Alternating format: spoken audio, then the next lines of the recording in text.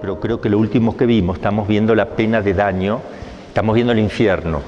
Dentro del infierno estábamos viendo la pena de daño, que consiste en la privación de Dios, que es el bien principal. Eso es lo más tremendo, lo más terrible, se priva uno de Dios, del bien absoluto, de la verdad suma, de todos los anhelos del ser humano, de todos los anhelos de un ángel, de todo anhelo de cualquier persona, sea angélica, humana, divina, hasta Dios se anhela como sumo bien y suma verdad. Se goza.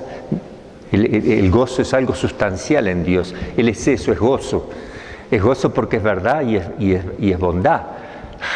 O sea, no hay en Él otra cosa que ese infinito gozo por la verdad misma, por la bondad misma, es la felicidad misma, es el cielo mismo. Pero en los ángeles y en los hombres, personas humanas y angélicas, por tanto personas creadas, el anhelo más grande por el cual uno fue creado, aunque ahora no lo entendamos, aunque ahora no lo podemos percibir porque tenemos un cuerpo herido por el pecado original, no entendemos lo infinito, no lo captamos, solo podemos tener una idea. Entonces, no nos resulta que sea. En la práctica parece que perdemos un familiar querido y puede doler más sensiblemente, afectivamente, que la pérdida de Dios. Pareciera, porque toca los sentidos, es más fuerte pero sensible. Y si es sensible, es limitado, es material, no es lo mismo y es temporal. En cambio, lo otro, que no lo sientes, es verdaderamente el bien supremo, lo que uno no tiene que perder, aunque parezca que no es nada haberlo perdido. Porque somos carnales, sensibles. En cambio, en los ángeles no pasa eso. Cuando ellos eligieron por eso, ellos no se arrepienten, porque ellos no estaban influenciados por este desorden de la naturaleza humana, y entonces no tenían este problema de nosotros. Ellos directamente captaban la idea correcta en toda su amplitud. No tienen mamá, no tienen papá, muerte de familiar, nada de nada, todo eso es distinto. Entonces ellos captan que el único bien, sumo bien, absoluto, y sin embargo no lo serviré. O sea, ese no se mantiene, no lo cambian. En nosotros es distinto. Después estamos empezando a ver la pena de sentido. Está la pena de daño, que es la fundamental, que repercute en el ser mismo, por tanto en el cuerpo del hombre y en el alma va a repercutir también eso. En los ángeles, en su ser espiritual, pero en el hombre, en el cuerpo y alma, cuando el cuerpo resucite.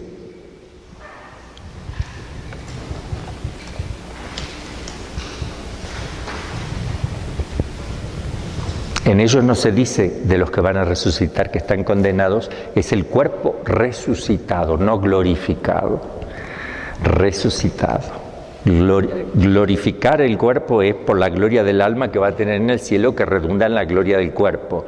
En ellos solo es un cuerpo resucitado, claro, con la misma naturaleza que el nuestro, espiritualizado, no sobrenaturalizado en ellos, pero espiritualizado. Es decir, hecho de una naturaleza que se puede perfectamente unir a la agilidad del alma, al pensamiento, etc. Pero en ellos no sobrenaturalizado. Nosotros sí, hijos de Dios, incluso el cuerpo participará de esa filiación divina, está divinizado por la gracia. Creo que quedamos ahí, si no me equivoco, en la página 104. ¿O pasamos más adelante? 113. Wow, entonces vamos a ir resumiendo rapidito, solo.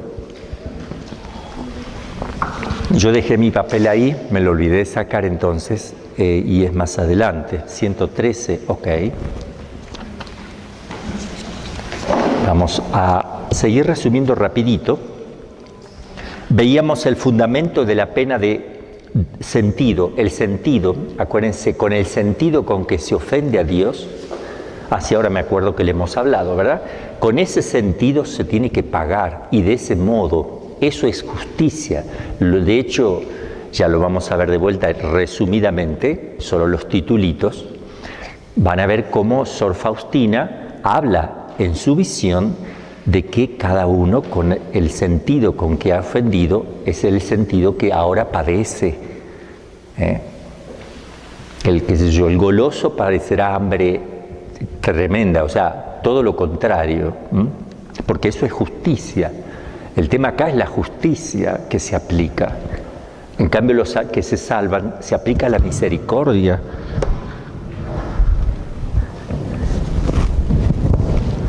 En los condenados también va a haber de alguna manera misericordia, porque si tuvieran que pagar estrictamente lo que es una ofensa infinita a Dios, morir sin Dios, no lo aguantaría la naturaleza ni angélica ni humana.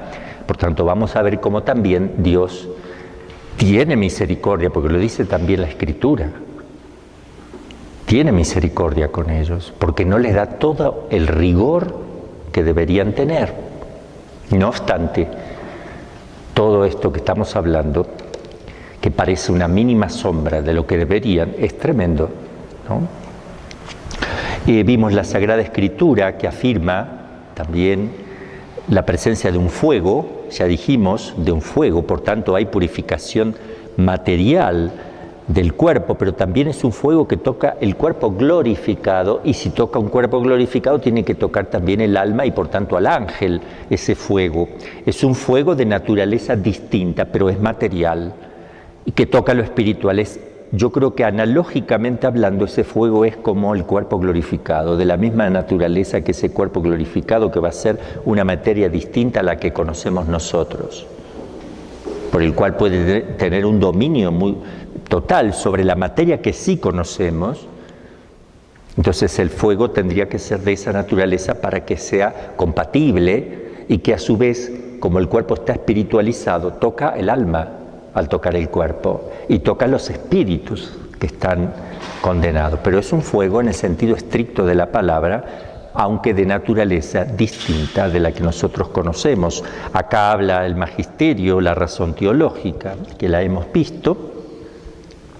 Vimos los padres de la Iglesia, hablan de fuego real, de fuego verdadero.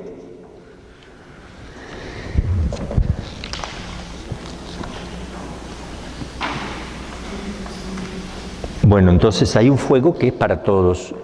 La pena de daño es fuego, pero a su vez cada uno en concreto debe pagar por el sentido con que más ha pecado, etc. Eso es proporcionado. ¿Qué cosas van a influenciar en la pena de daño? Dijimos, el lugar mismo del infierno. Eso lo dice también Santa Faustina al ver el infierno. Pongo a ella porque es la que más tal vez conocemos, y los pastorcitos. El lugar mismo del infierno, que va a ser tremendo. La compañía de los demonios y de los demás condenados. Una compañía asquerosa.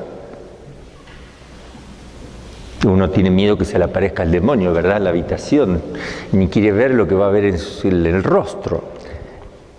Pero eso es psicológico. Lo real es mayor que lo que pasa en la psicología, en la realidad, ¿no? El tormento de los sentidos corporales internos y externos. Memoria, podría haberte salvado, podría haberte salvado, podría haber, ¿cuánto? Eternamente. O la imaginación, también atormentado por las imágenes, ¿verdad? Y los sentidos externos. Porque así como los que se salvan van a disfrutar con los sentidos externos también. Por eso uno se priva ahora. Por eso el sentido de la mortificación. Por eso el sentido de crucificarse con Cristo. Solo el que se crucifica con Cristo va a alcanzar la gloria que Cristo alcanzó. Es imposible salvarse sin crucificarse, porque la tendencia del mundo moderno es pensar que uno la puede pasar bien como cristiano y pasarla bien en la eternidad. O sea, disfrutar acá y allí. Y eso es incompatible, porque como estamos signados por el pecado original, todo bien que queramos hacer supone una muerte. Y es ahí que no queremos. No. ¿Te toca cocinar? No. ¿Te toca lavar el inodoro? No, se revela uno. ¿Qué querés? y quisiera comer, o quisiera ir a dormir. O sea, obvio que no podemos. Entonces está lo que llama el cumplimiento del deber de Estado, que nos va santificando porque debemos hacerlo con amor, y si lo hacemos con amor, ese es el medio, lo de todos los días, lo que realizamos diariamente. Eso es lo que a nosotros nos asemeja a Cristo, que ha muerto por nosotros. Nos estamos crucificando. Otra cosa que acompañará a los condenados es el gusano roedor de la conciencia. Hemos visto también el llanto y el crujir de diente, una expresión simbólica esta, no es como el fuego que es real, sino que la expresión del rechinar de dientes significa la rabia, la violencia, la rabia que hay en el infierno, ¿no?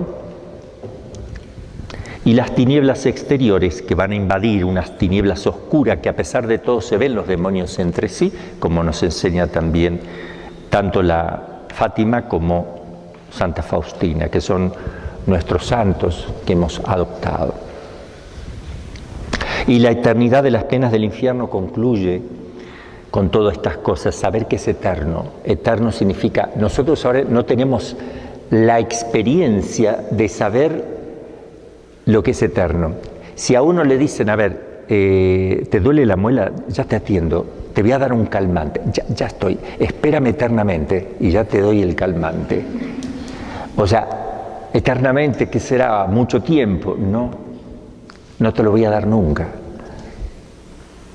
Nunca te voy a dar ese calmante. Pero acá hay que tener cuidado la terminología también, porque uno dice, bueno, van a sufrir por toda la eternidad, pero bueno, ¿y cuándo? Enseguida viene la pregunta, cuando termine, se acabará. Esa es la experiencia que tenemos aquí. Que tú te vas a lavar los baños y termina. Vas a cocinar y no te gusta cocinar, pero termina. Y luego tienes el reposo. Acá cambian las cosas, pero allí no.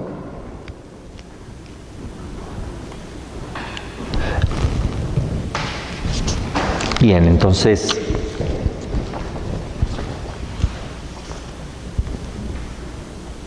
bueno, yo voy a retomar la página 112, no la 113, para tener un orden. Vamos a retomar entonces, las penas del infierno son eternas, punto. Ahora vamos a explicación teológica de la eternidad de las penas del infierno, porque aquí entran algunas hipótesis que se están dando, si quieren utilizar. Entre paréntesis, para los religiosos solo, no importa, pero si no, ahora me acordé algo, les mandé unas palabras del padre Amort, hermosísima antes de morir, obviamente. Habla sobre Fátima, cosas muy lindas sobre la consagración de Rusia, muy lindo. Lo que yo él se lo escuché hablar a él ya en persona, pero ahí lo pone y se los mandé para que lo puedan ver. Y también el padre Santiago también hoy les mandé para que vean en alguna recreación, fíjense, de ver un poquito un análisis de lo que está pasando en este momento en la iglesia, que comparto absolutamente todo de punta a punta, y quiero que lo escuchen porque es como si yo también se lo diría, ¿verdad? Bueno, entonces, explicación teológica. La razón teológica descubre que las penas del infierno no podrían tener término. Solamente podrían terminar, eso de eterno, podría terminar si se dieran tres cosas. Cualquiera de estas tres que vamos a nombrar, entonces sí se terminarían. Primero, porque el pecador repara sus faltas y se rehabilita. Si se rehabilita, entonces sí tendría que terminar. Y si repara y se rehabilita, tiene que terminar. Segundo, porque Dios le perdona sin que se arrepienta, porque no es imposible arrepentirse. Que le perdone igual, sin que se arrepienta. Sería la segunda posibilidad de que se termine. Tercero, porque Dios le aniquila, es decir, lo disuelve, hace que desaparezca, así como aparece la materia del pan, cuando se transforma, cuando se multiplica. Aquí sería al revés. Uno deja la existencia. Vamos a analizar esto. Bueno, por un lado, uno a veces no entiende, porque uno dice, yo quisiera no estar antes que estar en el infierno. De hecho, hay gente que dice, en este mundo, yo quisiera no estar en este. Basta de sacarme este problema que me atormenta día y noche, una angustia, un problema, una deuda, lo que quiera, y se quita la vida. Porque en realidad está buscando un bien. Él no está buscando un mal, se equivoca en el bien, en donde pone el bien. Él cree que es un bien porque se saca un problema. Ese es el factor, él se saca el problema. Se saca la muela, digamos, que le estaba causando un problema. Se ahorca. Pero se engaña porque la vida no termina, sino que se prolonga y se tiene en cuenta lo que yo hago aquí. Pero la conservación del ser la van a querer tener. O sea, quisieran que no, pero quisieran que sí. El ser no se puede aniquilar.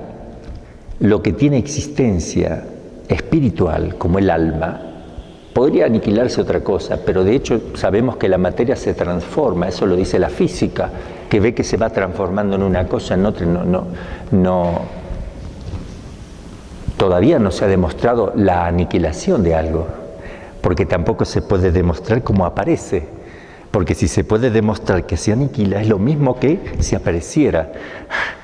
¿Me entienden? O sea, se necesita un milagro para la aniquilación, porque solo no se produce. Se necesita un milagro para la creación.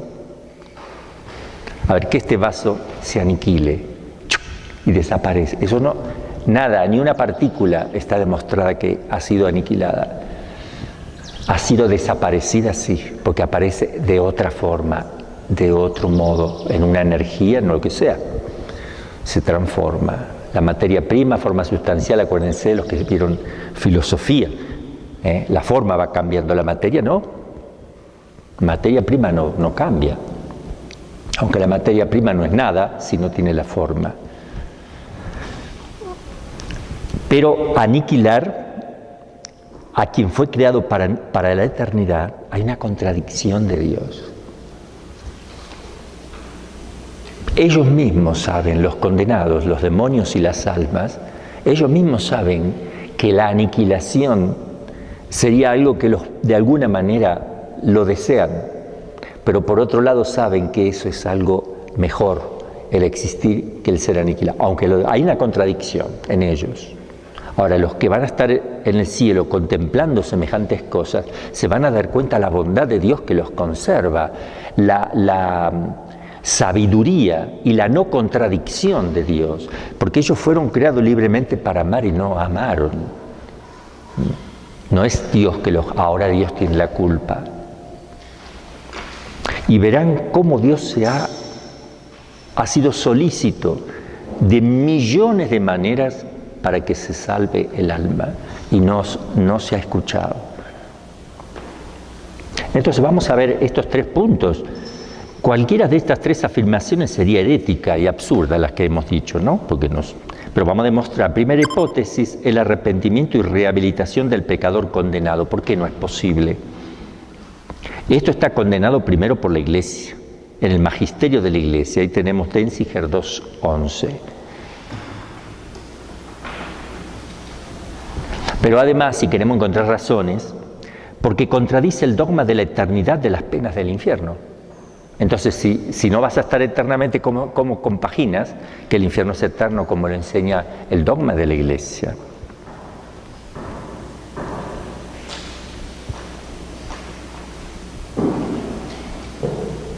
Porque el pecador no puede arrepentirse sin la gracia preveniente de Dios, que no va a querer recibir jamás, por haber cesado con la vida humana, el tiempo de la gracia y del arrepentimiento. Cesa, cuando tú mueres cesa todo. Por eso que antes de morir hay que arreglar las cuentas, ¿no? Porque los sufrimientos del condenado no tienen valor redentor alguno.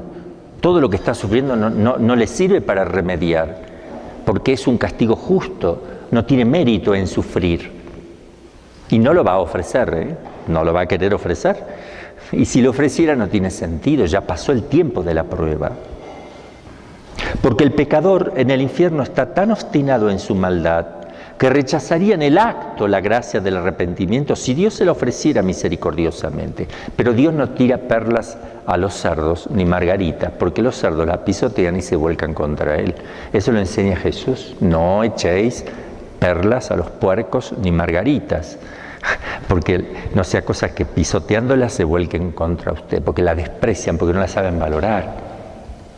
No la van a querer. Tú no le vas a dar a alguien algo que te lo va a tirar en la cara. Porque la naturaleza misma de la eternidad impide todo cambio con relación al fin último. No hay cambio con respecto al fin. Libremente escogido en el momento de la vida, y especialmente en el momento de la muerte. Uno lo va escogiendo en vida y especialmente queda definido eso en el momento de la muerte. La segunda hipótesis, porque Dios le puede perdonar sin que se arrepienta. ¿Por qué no le perdona sin que se arrepienta? Segunda hipótesis. Esta hipótesis es también herética y absurda. Herética porque contradice el dogma infalible de la eternidad también. Y es absurda porque contradice los mismos atributos de Dios que reclaman y exigen la eternidad de ese infierno. Primero contradice la justicia de Dios. La justicia exige que se castigue al pecador obstinado en su culpa por una pena infinita, porque el pecado encierra en todo modo una malicia infinita, aunque no lo veamos eso nosotros. Porque a quien se ofende es infinito, como dice Santo Tomás. El pecado cometido contra Dios tiene cierta infinitud por razón de la infinita majestad divina. Por eso a veces uno puede confundirse, porque uno puede pensar, no, yo pequé contra mi hermano, que me enojé con él, pero no contra Dios. Yo no quiero ofender a Dios. Yo me enojé con él, no lo quise mirar, le contesté mal a mi hermano, pero no a Dios. Yo a Dios no, ¿cómo le voy a hacer eso a Dios? Pero el que se lo hace a su hermano, se lo hace a Dios.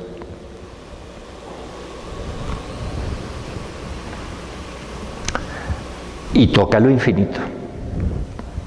Toca el ser infinito.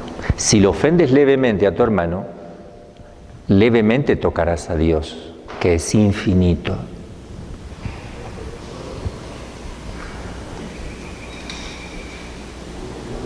Y como el hombre no puede soportar una pena infinita en intensidad, tiene que soportarla infinitamente en la duración. A ver, bienvenidos, hermanito, adelante.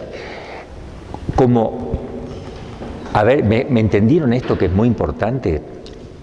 La pena que deberían tener los condenados debería ser infinita, porque infinito es a quien han ofendido.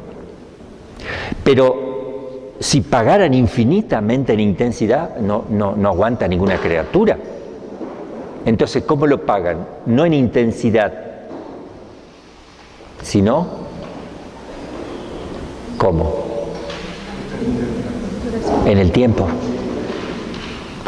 Poco, lo que pueda soportar una criatura, lo máximo que pueda soportar, pero se prolonga en el tiempo eternamente. Entonces sí pueden pagar la ofensa infinita en justicia, porque la eternidad es infinita en ese sentido, entre comillas, eterna. Entonces, no por la intensidad, porque no lo podrían soportar y por eso Dios tiene misericordia, porque sí, no soportaría, pero lo que no se puede en intensidad, se puede en el llamado tiempo, que en realidad no es tiempo, la eternidad. Y lo otro contradice el amor mismo de Dios, aunque parezca increíble, el perdón otorgado a los condenados del infierno estaría en contradicción con el mismo amor de Dios. O sea, si Dios perdonara, Dios en el mismo amor de Él habría una contradicción. Dante Alighieri, cuando colocó a la puerta del infierno esta expresión, me hizo la divina omnipotencia, la suprema sabiduría y el primer amor. En la puerta del infierno. ¿Quién hizo el infierno? La divina omnipotencia, la suprema sabiduría y el primer amor. El amor no violenta la voluntad libre. Por eso Dios, si le quisiera perdonar, los violenta. Los esclaviza peor que cualquier esclavo en este mundo. Los somete a la contradicción más grande que pueda haber si les perdona. porque tendría que obligarlos. Tendría que obligarlos en una especie de contradicción que sería peor que el infierno. Se verían más violentados, más terriblemente violentados. Por eso en el infierno no hay amor, porque el amor los aniquilaría de tanta contradicción. Entonces, que Dios no los quiera perdonar a costa de ellos, porque ellos no se van a arrepentir, va contra el amor.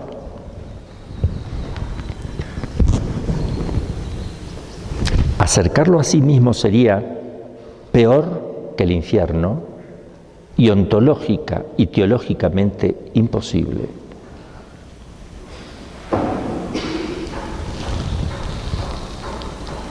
Y lo otro, el aniquilamiento de los... ¿Y por qué no los aniquila y se terminó? Eso contradice la sabiduría de Dios, que algo ya les dije, y la justicia contradeciría. La sabiduría, porque sería como una rectificación, me equivoqué. Lo que estamos diciendo es una cosa para que la entendamos, pero va más al fondo. Una contradicción in terminis. Acuérdense que una cosa es que sea contrario y otro que sea contradictorio. El mayor insulto a un ser inteligente es decirle que sea contradicho. Porque acuérdense, lo contrario no es lo contradictorio. Contradictorio es como una persona no piensa, es lo más bajo del pensamiento, es el insulto más grande a un intelectual. Si no, no es blanco negro, es blanco no blanco, negro no negro, eso es contradictorio. El blanco es contrario al negro, no hay problema. Puedo poner cosas contrarias, pero no contradictorias. De tal manera de decir, este hábito es azul, no azul. ¿Cómo? Azul, no azul. ¿Cuál de los dos? Los dos a la vez. Eso y aplicárselo a Dios. Esto es un cuadrado redondo. A ver, pase alguien a dibujarme un cuadrado redondo. Sin embargo, no es contradictorio, es contrario. Porque lo contradictorio sería un cuadrado no cuadrado. Redondo no redondo. No se me duerman. No sea cosa que se caigan al precipicio, durmiéndose. Bien. Contradice la justicia.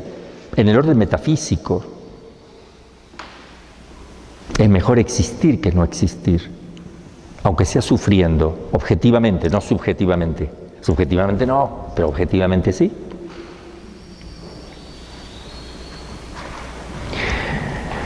Hay muchas cosas interesantes para analizar. Ahora vamos a ir viendo algunas cositas muy interesantes. Porque los condenados, como los que se salvan, dejan cosas acá en la tierra. No solo su cuerpo que se va corrompiendo, dejan cosas. Y han hecho, a ver, un condenado hizo cosas buenas también. Y ha dejado cosas buenas. Se condenó, pero dejó dejó un hospital. Hizo un hospital. Uy.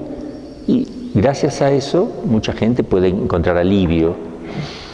O qué sé yo, dio limosnas. O hizo algo del cual se sigue produciendo frutos buenos. Pero se condenó porque murió en pecado mortal. Está en el infierno. Mientras se van haciendo cosas buenas, ¿no podría disminuírsele un poco algo? Seguramente hasta el fin del mundo, porque después que se termina el fin del mundo, el bien no se sigue propagando porque no estamos más sobre la tierra, pero al menos hasta el fin del mundo. ¿Podría uno ir de alguna mitigando ciertas cosas? Es la pregunta que me hago. Otra pregunta, en la medida que está condenado tanto tiempo, porque ¿qué pasa con los pecados? Porque supongamos una persona que católica, practicante, se absuelve de los pecados y claro, está perdonado, pero falta pagar la pena que se tiene que pagar en el purgatorio. Pero supongamos que muere en pecado mortal más adelante y no terminó de pagar en el purgatorio lo que tenía que pagar. Y se va al infierno. Eso que debía pagar en el purgatorio, que era temporal, ¿qué va a pasar en el infierno con esa temporalidad? Madre Pía, ¿me está entendiendo, no? También es una pregunta que hay que hacerse. Y también los que se salvan, esto está toda hora, yo se los pregunto para que uno, al preguntar, aparece la inquietud. Y cuando tocamos el tema, a ver cómo era, eso es una forma pedagógica también que siempre es interesante. Lo pone Santo Tomás con las objeciones, siempre te empieza con las objeciones y crea un problema y después va solucionando. Yo también estoy tratando de ver eso. El que va al cielo, que ya tiene su recompensa, un santo, a ver, Madre Teresa de Calcuta, al cielo derecho. Y las hermanas de la caridad siguen haciendo caridad y amando a Dios y haciendo penitencia y salvando almas, gracias a la Madre. Y la Madre entonces ya tiene su felicidad completa, ¿no va creciendo su gloria? Es otra pregunta. A lo mejor podemos distinguir entre gloria esencial y accidental. ¿Y hasta cuándo? Si fuera así.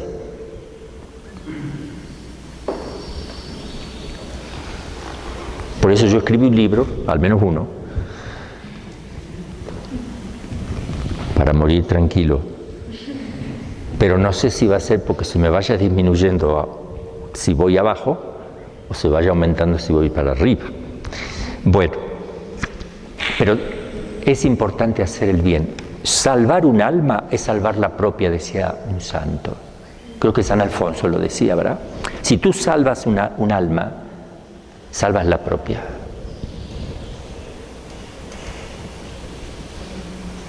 Y hablando de las almas del purgatorio, ahí lo que voy a decir, yo lo digo más, que ha habido casos donde ya les dije, hay personas que han visto sombras, movimientos, no se alcanzan a ver, no se deja ver como pidiendo oración. Siempre está el misterio en eso. Yo les puse, creo que se los dije, ¿no? Una hermana mía, religiosa, que veía a la religiosa que había fallecido hacía poco, la veía en la sacristía que la espiaba, así. Cuando ella miraba, se corría, justo en una esquina, iba para atrás y no la veía. Y le estaba pasando a varias hermanas y no se comentaban entre ellas. Y después sí, llegó un momento que empezaron a mí también, yo también la vi, O sea, que sí era y que no era, que sí era y que no era. Vienen a pedir oración. Yo ya se los había dicho eso, pero no sea cosa que nuestro hermano Cristian esté también pidiendo oraciones. Porque sí, algunos han visto cosas por ahí, los hermanitos, por separado, aquí dando vuelta, hábito azul. Nuestro hermanito Cristian murió con su hábito puesto, contento. Por eso yo quiero que recemos por Cristian, porque sí lo han visto por separado y no una sola vez. Cuando vivíamos aquí. ¿Mande? Cuando vivíamos aquí, una hermanita me era religiosa. Bueno, ahí hay que rezar por esa religiosa también, con nuestro hábito, y no será la hermana ajena. Pero fue cuando las veces que estaba No escucha la gente, ojo que está escuchando la gente aquí. ¿Qué dice, madre? Que aquí, bueno, dice una hermanita que una vez vieron una hermanita aquí también y han rezado por ella.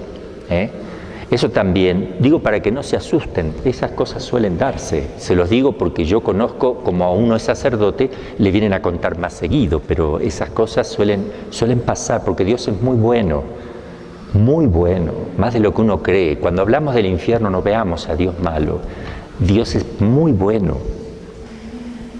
El tema es que nosotros no aceptamos la bondad. Y ya van a ver que vamos a hablar de una cosa para que lo entiendan, que es muy importante. Mostrar el infierno, como lo hizo la Virgen de Fátima. ¿Por qué lo muestra? Si lo más importante es buscar a Dios por el amor que por el temor. Otro planteamiento. Sin embargo, es un acto de amor mayor mostrar el infierno. Van a ver por qué.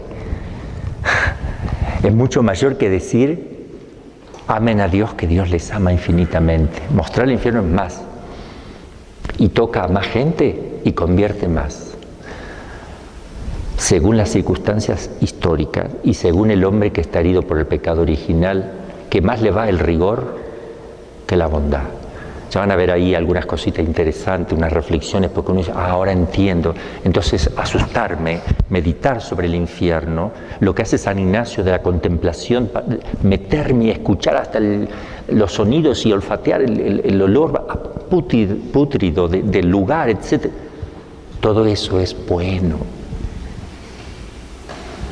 Por lo otro que viene, por lo otro que viene. Bien, entonces vamos ahora a comenzar con un tema, cuestiones complementarias, la psicología de un condenado. Cuando hablamos de psicología del condenado, hablamos de la parte subjetiva, no objetiva. ¿Objetivo qué es? Es un fuego que te quema, objetivo para todo. Primero la pérdida de Dios, objetivo para todo. Un fuego que toca el alma y el cuerpo para el hombre y toca el ser espiritual para un ángel, eso es objetivo. Ahora, cada uno sufrirá subjetivamente distinto, nadie sufre igual. Y entonces hablamos de la psicología, ¿qué pasa dentro de mí? Mecanismo psicológico cuando yo estoy o cuando hay una persona en el infierno. Santo Tomás dedica una cuestión entera, en la cuestión 98 de la Suma Teológica, para examinar el funcionamiento psicológico. Con esto vamos a aprender un poquito de psicología también, y la mejor psicología, realista. Entonces examina este funcionamiento psicológico de las almas reprobadas y los sentimientos que experimentan en orden a Dios. Miren qué lindo, ustedes quieren, estamos viendo el infierno, la maldad, lo espantoso de eso. ¿Qué les produce cuando uno dice, Dios es infinitamente bueno, la bondad que Dios tiene? ¡Wow! Me cae mucho mejor. O sea, puedo ir más allá y puedo ir un poquito más allá de lo que siempre pensé de la bondad de Dios y la deseo. Porque toda verdad que se vea siempre ayuda a todas las demás verdades, porque son verdades. Cuando los niñitos pastores vieron el infierno, el amor que les agarró a Dios, a las almas, de hacer más penitencia, no era el miedo, es que se llenaron de santo temor, que es un don del Espíritu Santo y que está inspirado y movido por el amor. Pero claro que les dio miedo, pero hubo un salto del miedo al amor, porque somos hijos del rigor, hijos del pecado, tenemos pecado original. La única criatura que podría haber aprovechado sin mirar nunca el infierno hubiera sido la Santísima Virgen, con que solo conociera que Dios, quién es Dios, ya está. Ya no necesita meditar el infierno como con la meditación ignaciana, ¿verdad? Y la humanidad de Cristo.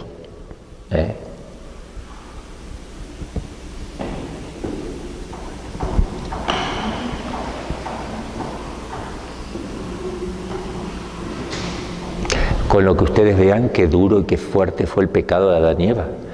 Pecaron contra el amor directamente. Contra el amor directamente. No pensaban en el infierno, que no había, o sea, estaba el infierno, pero no, al menos no se ve que se les haya sido revelado el tema del infierno. Vieron una serpiente mala que hablaba y se dieron cuenta que era un espíritu que tenía inteligencia, pero no les pareció demasiado extraño en un mundo donde estaban descubriendo cosas nuevas.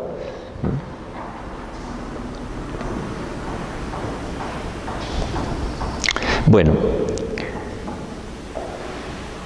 recordemos a San Ignacio tratando de enseñar a analizar a través de la aplicación de sentido que un demonio o un alma condenada experimentan allí para tomar conciencia y alejarse del pecado. También Nuestra Señora del Rosario de Fátima, al mostrar el infierno, ahí dice, para que se recuerden a los pastorcitos. Vamos a ver esta psicología.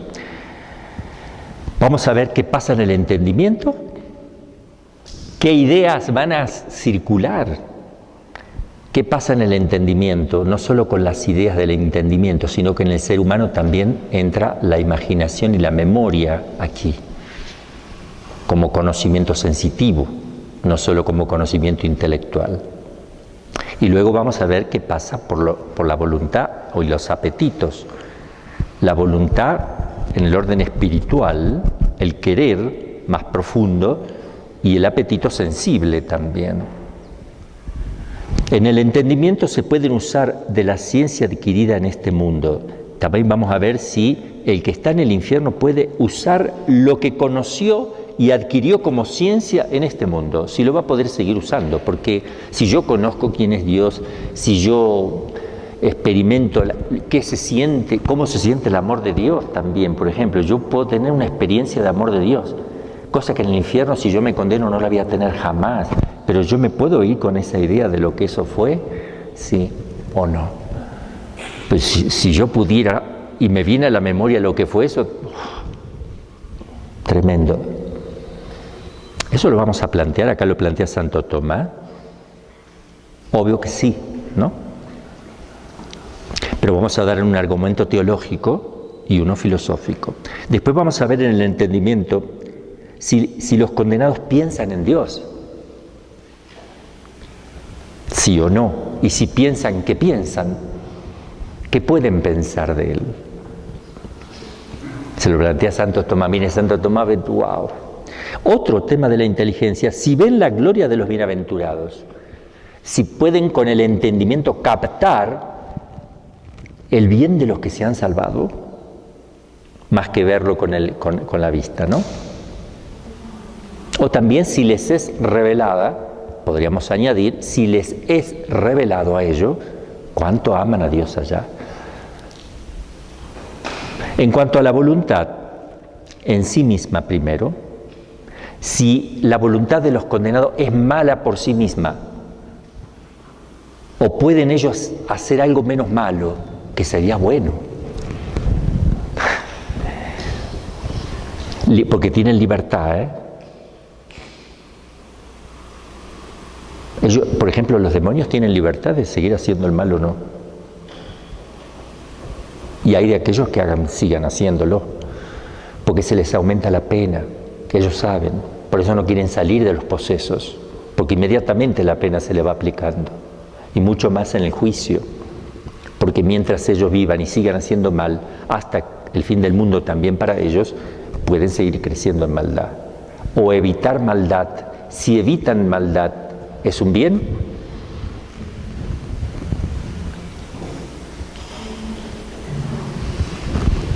¿Por qué no hacemos un debate, Simón?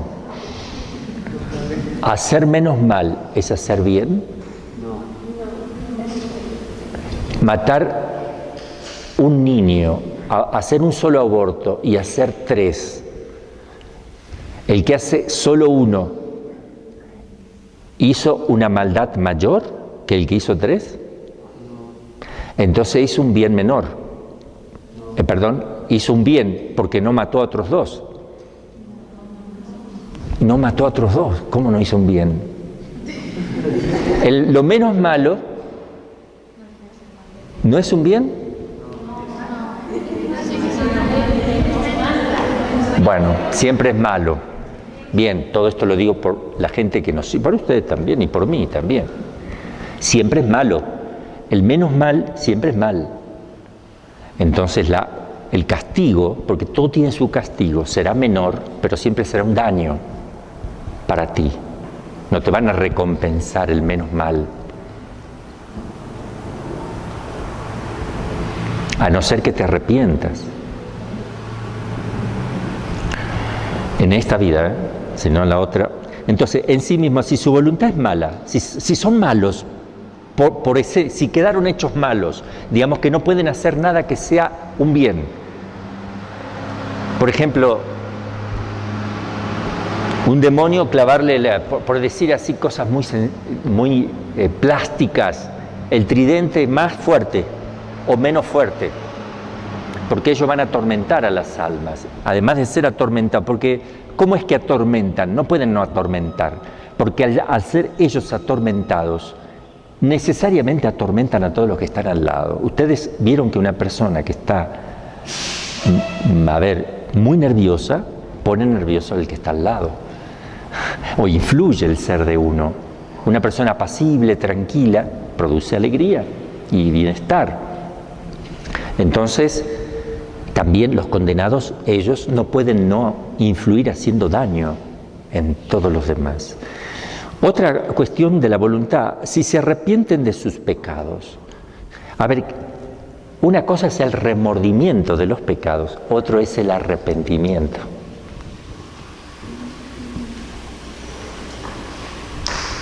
Por eso cuando uno se va a confesar tiene que tener cuidado de no estar, decir, ay, ¿por qué? Ay, ¿por qué hice?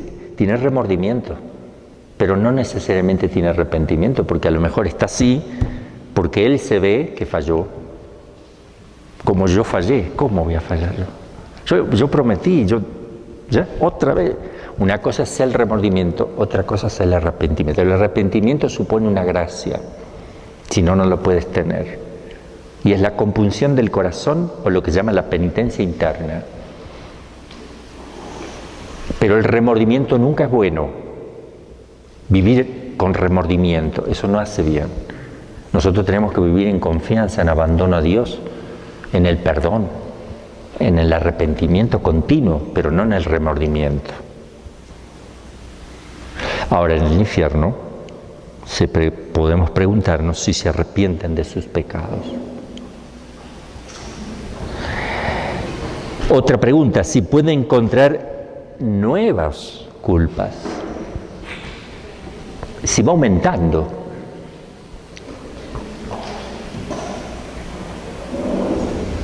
Tal vez mientras todavía existe este mundo, puede ser que sí, porque siguen haciendo daño con lo que hicieron, pero una vez que termina todo, se aumenta por el mal que van haciendo a su vez.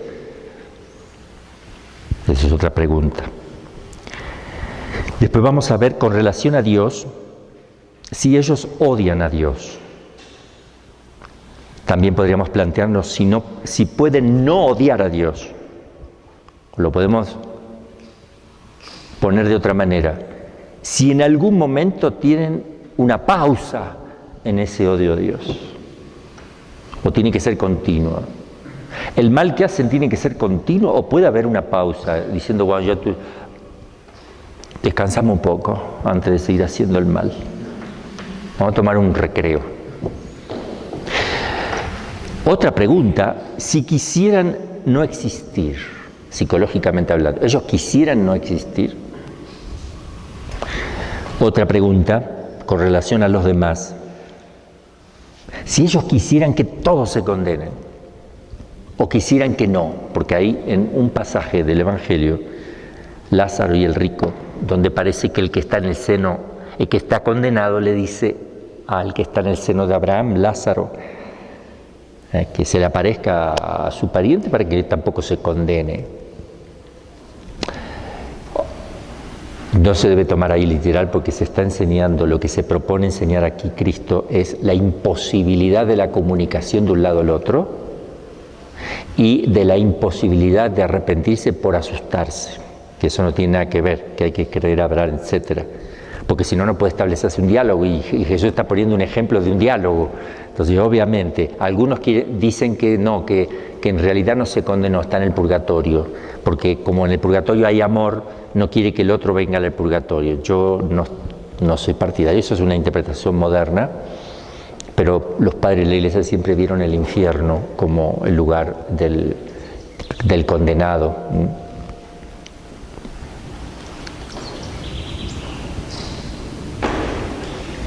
Vamos a empezar.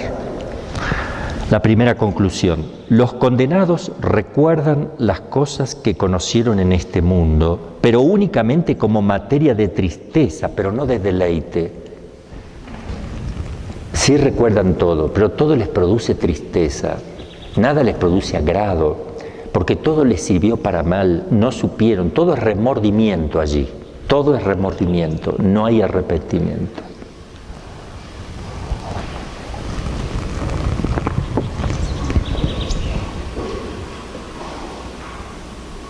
El remordimiento es el rechinar de dientes. Por eso tengan cuidado y tengamos cuidado todos los que están escuchando. No confundamos el arrepentimiento con el remordimiento, porque podemos estar confesándonos por remordimiento, pero no por arrepentimiento. Por eso volvemos a lo mismo, porque son mis fuerzas, ¿eh? No lo voy a hacer más. Me pongo más duro todavía. Próxima, no puede ser que yo no pueda superar esto. Voy y me confieso. Vas a caer al otro día, vas a volver a caer, porque estás luchando con tus músculos, porque no te arrepientes. El que se arrepiente supone una gracia, supone que sin Dios nada puedes hacer, supone el amor que Dios te tiene y el desprecio que has tenido de dejar de amar a quien tanto te ha amado. Por eso que para el arrepentimiento es verdadero y no para el remordimiento, siempre hay que hacer el examen teniendo en cuenta adelante Cristo crucificado, para que realmente te muevas a compasión y no te muevas por remordimiento, por soberbia, ¿no? ¿Y cómo lo prueba? Esto lo enseña Santo Tomás, es la conclusión. ¿Cómo lo prueba Santo Tomás? Él pone dos argumentos, uno teológico y otro filosófico, para explicar esto de que todo lo que recuerdan les produce tristeza y no deleite. El argumento teológico que pone es el texto de San Lucas, capítulo 16, versículo 25,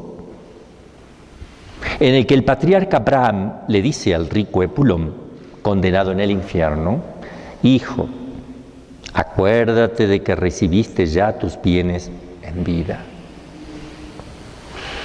Y se pone triste. Haz eso, lo único que tienes que hacer es recordar que has tenido tus bienes en vida. El segundo, el filosófico, es el hecho de que las especies inteligibles, es decir, las ideas que yo tengo, que abstraída de las cosas, las ideas mías con las que yo me voy a ir para el otro lado, permanecen en el alma separada, no se pierden esas ideas.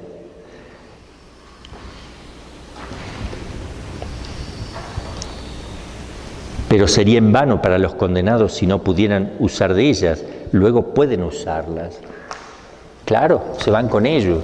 Esas ideas, sí. Todo conocimiento que se tenga, uno se lo lleva. Y en el corpus, en el cuerpo del argumento, voy a leer textual para que nos hagamos el oído también al escrito de Santo Tomás, y porque está simple y lindo para leerlo. Dice: así como por la perfecta bienaventuranza que gozarán los santos, nada les faltará de cuanto pueda producirles alegría, así nada faltará a los condenados de cuanto puede ser para ellos ocasión de tristeza. Es muy simple. Y sigue diciendo: así los condenados tendrán la consideración actual de las cosas que conocieron en este mundo, pero únicamente como materia de tristeza, no de alegría, porque recordarán los males que hicieron, a los que deben su condenación, y los bienes que perdieron, y uno y otro recuerdo les atormentará. De semejante manera serán atormentados pensando que las cosas especulativas que aprendieron las intelectuales en este mundo las conocieron de modo imperfectísimo, porque no las relacionaron con el fin último, que es la salvación eterna, y perdieron la suma perfección de las mismas que hubieran podido alcanzar en la gloria del cielo. ¿Alguno tiene un marcador rojo para marcar un error que tengo aquí? Gracias.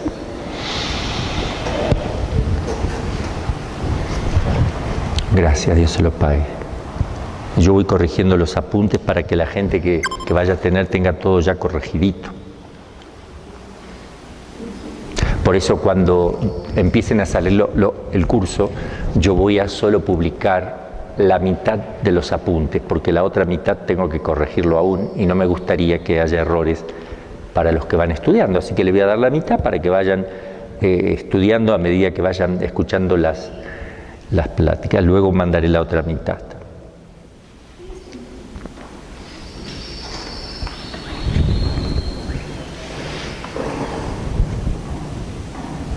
Bueno, el profeta de Dios, en el libro de la sabiduría, Dios había ya descrito en el Antiguo Testamento lo siguiente: luego vagamos fuera del camino de la verdad, la luz de la justicia no nos alumbró, no salió el sol para nosotros. Nos hartamos de andar por sendas de iniquidad y perdición, atravesamos desiertos intransitables, pero el camino del Señor no lo conocimos. ¿De qué nos sirvió nuestro orgullo? ¿De qué la riqueza y la jactancia? Todo aquello pasó como una sombra, como noticia que va corriendo, como nave que atraviesa las aguas agitadas, y no es posible descubrir la huella de su paso, ni el rastro de su quilla en las olas. En efecto, la esperanza del impío es como brizna arrebatada por el viento, como espuma ligera acosada por el huracán. Se desvanece como el humo con el viento, pasa como el recuerdo del huésped de un día. Los justos, en cambio, viven eternamente. En el Señor está su recompensa y su cuidado a cargo del Altísimo. Qué hermoso para reflexionar, ¿verdad? Hermosos textos. Todo esto lo pueden meditar. Hay que meditar estas cosas. Podemos ir con este librito a meditar también textos hermosos de la Escritura, de Santo Tomás. Todo lo que se estudia en teología es causa de contemplación, debería serlo. Vamos a ver el conocimiento natural que se tiene en este mundo, lo que naturalmente se... El estado de condenación no cambia la naturaleza intelectual de los demonios o de las almas condenadas, ni disminuye sus conocimientos naturales. Cuando uno se condena no es que se disminuya, se sigue eso. Lo dice Santo Tomás, lo enseña en la Suma Teológica.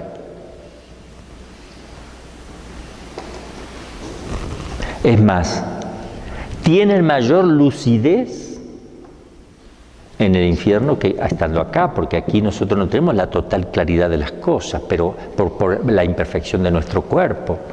Por tanto, en el infierno se van a ver con más claridad las cosas, no para agrado o apetito o para fruición de ellos, ¿no? Pero se ve así porque así es un alma separada, y después con el cuerpo glorificado es lo mismo, porque el cuerpo ya no es un impedimento para la luz intelectual.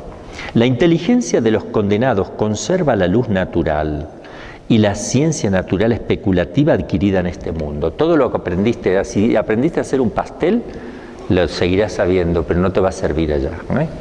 Sabrás cómo se hace un pastel. Pero carece de la rectitud del juicio práctico para realizar un acto moralmente bueno. No lo va a hacer nunca más bueno. Si hace un pastel, le hará un pésimo pastel para obligarle a comer a uno que tenía gula todo el tiempo. Por decir, estoy diciendo un disparate, ¿verdad? Pero para que me entiendan que no es para un bien lo que... No tienen noticia alguna de lo que ocurre en este mundo. Ellos no saben lo que está pasando, que es otra de las cosas que quisieran saber. No saben, a no ser que Dios se los dé a conocer, o otros demonios tengan la autorización, porque el demonio sabe cosas, o que alguien que murió hoy, se condenó, le transmita a otro para dañarlo, lo que pasó con tu mamá, con tu tío, qué sé yo, para que sufra más, también puede ser, llega con noticias que el otro no tenía. Aunque la mentira es lo que va a caracterizar allí, así que no se sabe lo que va a ser verdad. La intensidad de sus penas no impedirá que los condenados puedan considerar clarísimamente todo cuanto puede serles ocasión de dolor. Ni el transcurso del tiempo les hará olvidar ninguna de estas cosas, porque el tiempo no hay olvido de la memoria allí. Aunque en la eternidad no hay tiempo y no cabe, por consiguiente, el olvido.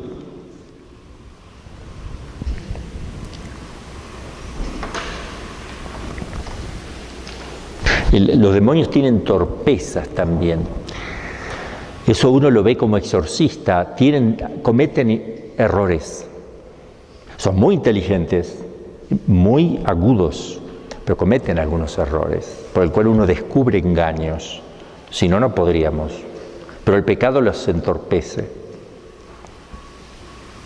El conocimiento sobrenatural. Esto es natural. Ahora, lo que yo conozco acá en esta vida, sobrenaturalmente, los sacramentos, la vida de la gracia, la maternidad divina, todas las cosas que yo conozco porque me fueron reveladas, pero yo me condeno esas cosas que conocí sobrenaturalmente. ¿Conservan los demonios y condenados el conocimiento de las verdades de la fe que adquieren antes de su caída o durante su permanencia en este mundo? Sí, pero ese conocimiento ya no es sobrenatural o virtuoso. Él no está conociendo por la gracia.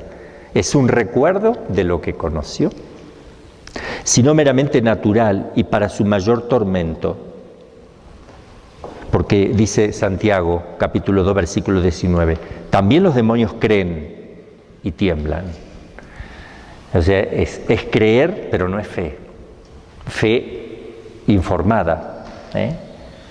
Tienen la fe informe, tienen el conocimiento de lo que conocían. Nada más. Saben que en la Eucaristía está Cristo. No hay amor, es una fe muerta, pero saben hasta tal punto que el mayor sacrilegio posible es la profanación eucarística acá en este mundo. No hay otro mayor, porque es presencia real. Y es lo que sucede, sobre todo cuando se va acercando el mes de agosto, ¿no? Cada año. De octubre. Cada año, donde comienzan un mes o dos antes, ya empiezan los robos y profanaciones, y tal vez un poquito antes, porque saben que si todo fuera muy cercano, las iglesias cerrarían y estarían, más o menos, antes de eso, pero es para profanar esa noche, ¿no? Especialmente. La noche que muchos somos cómplices por disfrazarnos y somos cómplices de todo eso que se hace cuando nosotros aceptamos estos cultos, directa o indirectamente, somos cómplices de todas las profanaciones, sacrilegios y todo lo que se hace con Halloween. Si yo tomo parte en ello, aunque sea mínima, entonces miren, lo vemos eso en la parte, en la justicia humana. A ver, si tú robas un banco, entran 5 a robar el banco. Uno se llevó, abrieron la caja fuerte, cada uno manoteó lo que pudo. Uno sacó 20 millones de dólares, el otro alcanzó a sacar 100, el otro sacó $1, agarró al vuelo y venía la policía y lo agarraron a los 5. El que robó $1 le van a dar la misma cantidad que el que robó los 5, porque todos robaron lo mismo, no importa cuánto.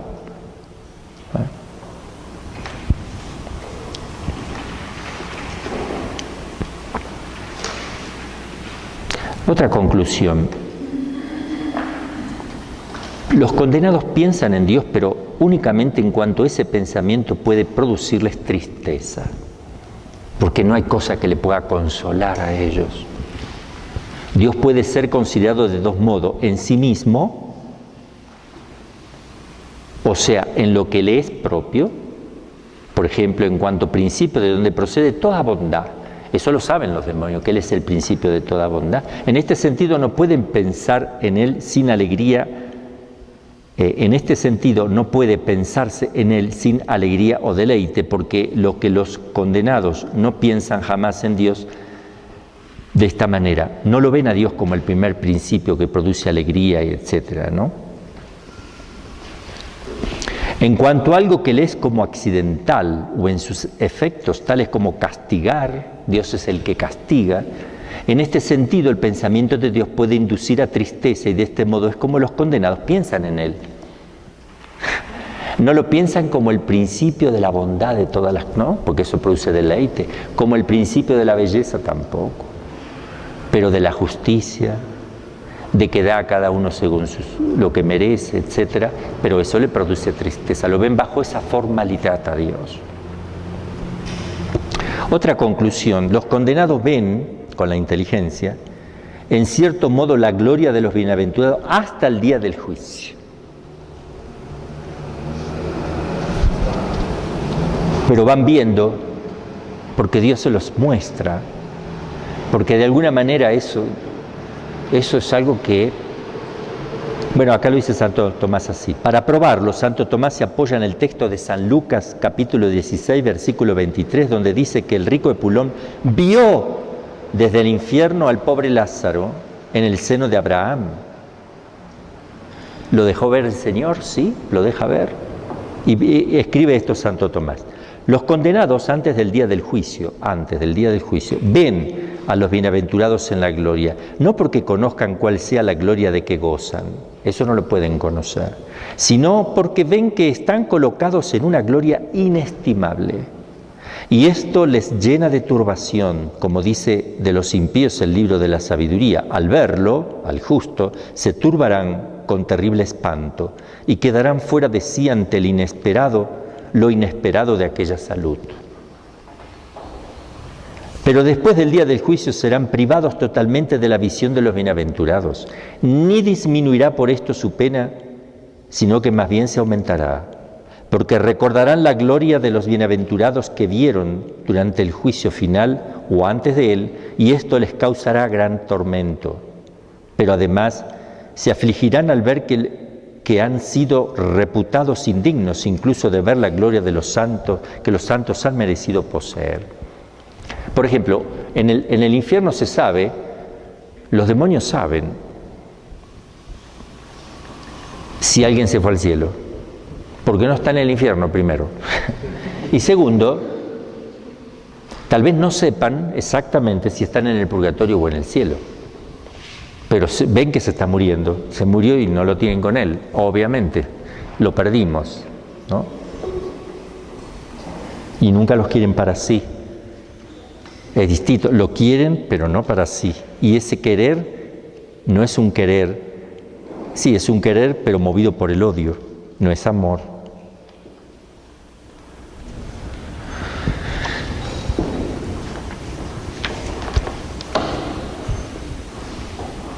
Hay unas objeciones aquí, lo vamos a leer para su objeción, se pone Santo Tomás una objeción con esto. Dice, ignorando los condenados las cosas que pasan en este mundo, parece que deben ignorar con mayor motivo la bienaventuranza eterna antes del juicio final.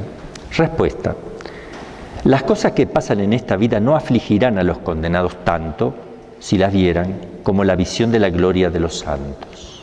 O sea, la respuesta de Santo Tomás. Objeción, otra más. No debe concederse a los condenados lo que en esta vida solo se concedió rarísimamente y por gran favor a algunos santos, como a San Pablo, que fue arrebatado hasta el tercer cielo. O sea, dice, ¿por qué le van a dar a los demonios lo que solamente algunos santos pudieron ver de que algunos han llegado a la gloria, etcétera? Respuesta, en el caso de los condenados es muy distinto, porque no se les concede esa visión experimentando y esperando la futura gloria, como a San Pablo, sino todo lo contrario, para mayor dolor y confusión. Otra conclusión. ¿Cuánto falta para que toque el recreo? 7. Vamos a ver esta conclusión. La voluntad deliberativa de los condenados siempre es mala y siempre tiende al mal. ¿Qué es la voluntad deliberativa? La libertad que tienen de ir eligiendo entre una cosa y otra cosa, deliberar, pensar, razonar, dice Santo Tomás, la voluntad deliberativa de los condenados siempre es mala y siempre tiende al mal. Para probar esto, Santo Tomás dice, la voluntad obstinada de los condenados no puede inclinarse sino al mal, porque ya está dirigida hacia allí. Y la otra, la voluntad de los condenados es con relación al mal lo que la de los bienaventurados con relación al bien. Pero los bienaventurados nunca quieren el mal, luego los condenados nunca quieren el bien. Uno que se salvó y está en el cielo nunca querrá el mal. Lo mismo un condenado nunca querrá el bien.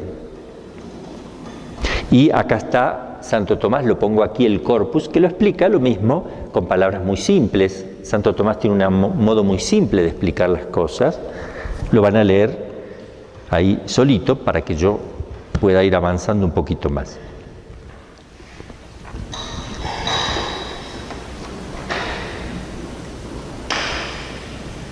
Ahora, el mal, para los condenados, el mal nunca es algo apetecible, deseable por sí mismo, nunca.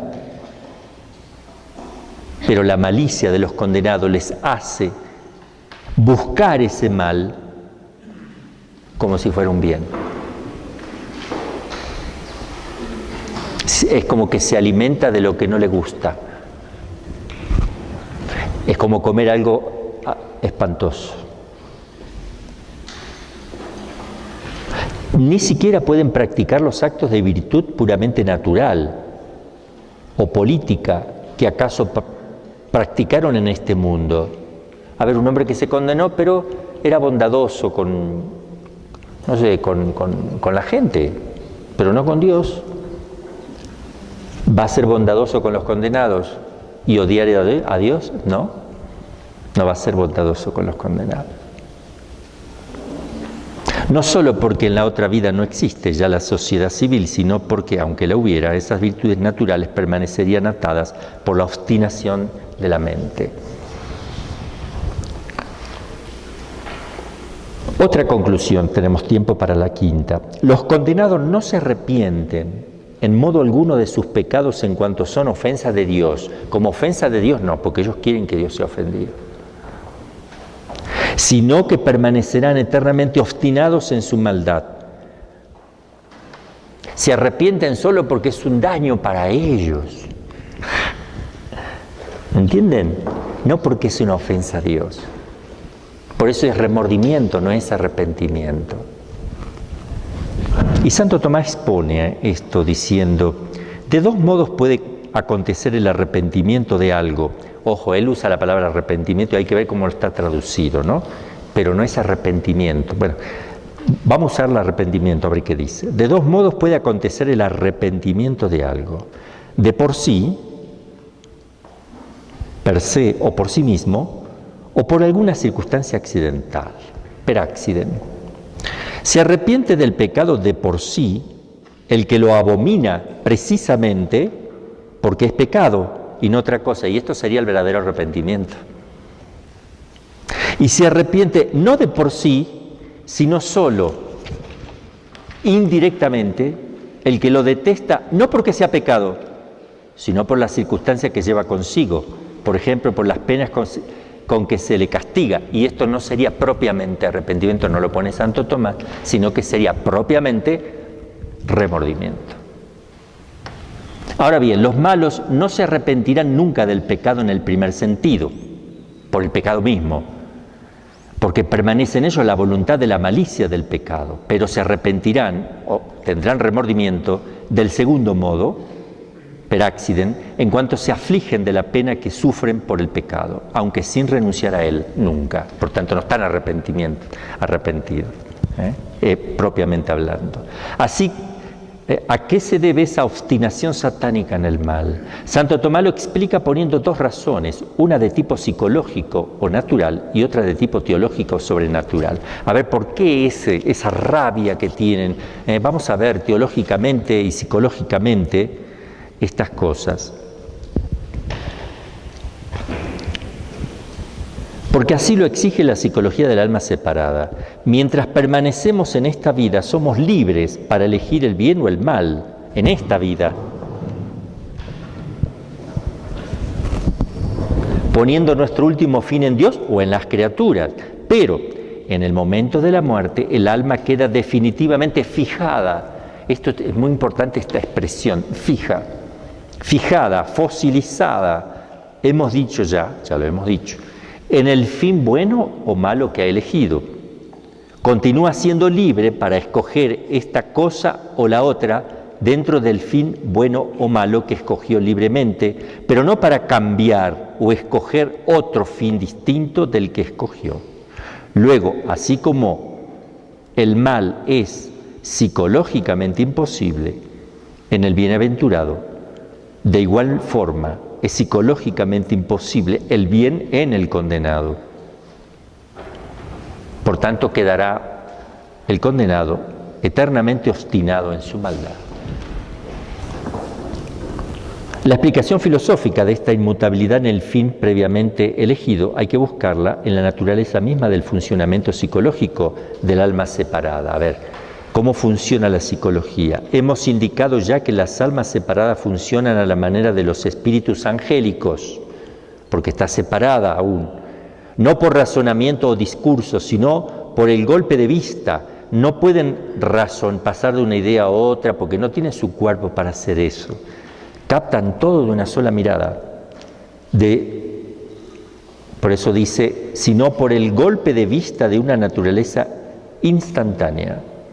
Y lo que de esta manera se ha elegido como fin último y definitivo es suyo irrevocable.